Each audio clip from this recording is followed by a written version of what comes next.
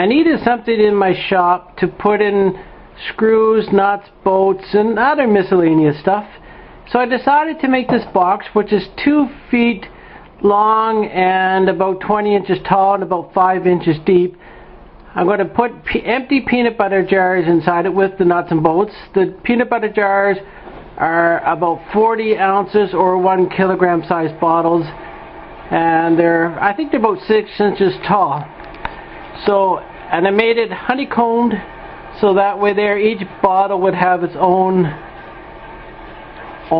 spot to be put in. And as you see, here's the back, which is about 5 inches deep. So if you want to see how I made a simple, easy honeycomb type box crate out of old pallet boards, and including the piece of plywood in back was made from a piece of a pallet, then sit back and watch the next few minutes of my video. Thank you. Step 1 in making this peanut butter crate or box was to figure out how many peanut butter bottles I wanted and the size of each bottle, so that would give me an idea of how big this is going to be. So I figured I would use these bottles, which are a little bit over 35 ounces or 1 kilogram. They are 3.5 inches across the top and about 6.5 inches tall. So I don't really want the sides of the box much higher than here, so about 5 inches at the most. Then I figured I want 5 along the bottom, 4 going up when I stand my crate up. So that tells me that this side has to be 19 5/8, and this board here will be 23 1/8. Here's one of the sides marked off. I went in 5/8 of an inch on either side, since the other board is going to be up against this. Then I measured halfway to here. This is the thickness of the board.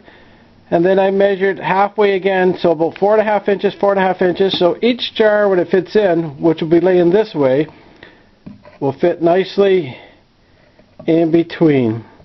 So I'm going to mark that for all the boards. Then I'll do the long side. And then, like I said, then I'll have to cut out this little groove a little bit. So my long sides are now marked off. I measured from this corner to here, 4 3/4, went back 5/8. And so when the peanut butter jar is in there, it'll nicely, easily fit in there.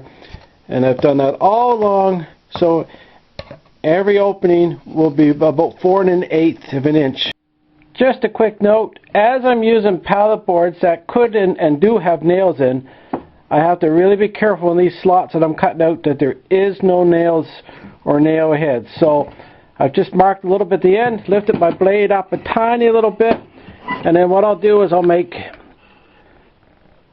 2 little cuts, one there and one there, and then I'll just clean it out from inside and do that for all of them. So I'll be back when it's done. So now that I've cut a little tiny groove, it only goes down about 1/8 of an inch. I'm going to cut out a piece of plywood for the bottom, and then using glue and brad nails, I'll make the actual box itself. So when I come back, all I have left to do will be the honeycomb part. I have now got the outer box and the plywood on. So, and then there you can see the grooves there. So with this done, it's glued and brad nailed up. I'm going to have to cut some boards, and this is just a scrap piece, but basically it'll go here somewheres, and it'll be 5 inches tall. We'll cut down a little bit, so when it goes this way, it'll fit into it, and it'll make that honeycomb all the way around. So now I'm doing the honeycomb. I'm going to make it as easy as I can. This part here, the longest part, will lay on my bench, and this will be standing up. So I'm going to put one board down like this, and of course the rest. The other one's going to sit on top, and as you see, I'm a little bit too high. So now what I'm going to do is I'm going to cut out a little bit of here and a little bit of the bottom one, and then they'll sit right together. And then when I get that all done, we'll glue it and nail it from the outside, and we'll do it for all of these. So basically I'm going to cut down probably an inch or so, whatever it takes to drop this down, and that should be level right with the top of the box. And when the box is done, like I said, it'll stand up. So I've now got my 3 cross pieces cut out. I took my saw and I cut up 1.5 inches, took my chisel and broke it off there. It was about 1.5 inches above. So now what I'm going to do is I'll put it in the groove there, put it in the groove on the other side, so that it's in the grooves, and then I can just push it down, and nice and level with that, nice and level with that. It's, as you can see, my board goes down a little bit here. I put a dab of glue there, some glue in there, again the glue up there, so this is not going to move. And now I'm just going to take a few brad nails, put it on the sides, and I'll do this board and then that board. So other than some paint, it is finished. I've got my horizontal and vertical ones done. So now when I put the containers in, they'll go in, and basically just the cover is sticking out past the wood. And this is sort of what it's going to look like. Here's a container full of nails, and they go there, and then what I'll do is put like 1-inch nails, 3-inch screws, whatever.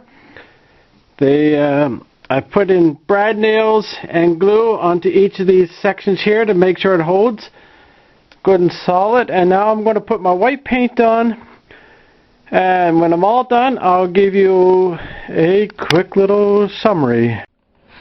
So my wooden box slash crate is done. I guess we could call it a honeycomb type box. Again, I made it 2 feet along the bottom and about 20 inches high. It's got a nice flat surface on top where I can put things like maybe my brad nails. And then what I'm going to do in here with my peanut butter jars, I'll put like nails. That one says roofing nails, nuts and bolts, screws, that kind of thing. So I've got 20 spots to put peanut butter jars in. And again, these are probably about 40 ounces or 1 kilogram. They are 6 inches tall, and I've made my box 5 inches tall, so the cover is what sticks out. And they fit in there, and they're about 4-inch square holes. And of course, you know, when it comes down to it, you can always have your peanut butter stash out here too, so if you ever feel like some peanut butter. So anyway, I hope you like my video. Don't forget to like, share, and give me the big thumbs up, and I'll see you next time. Thank you.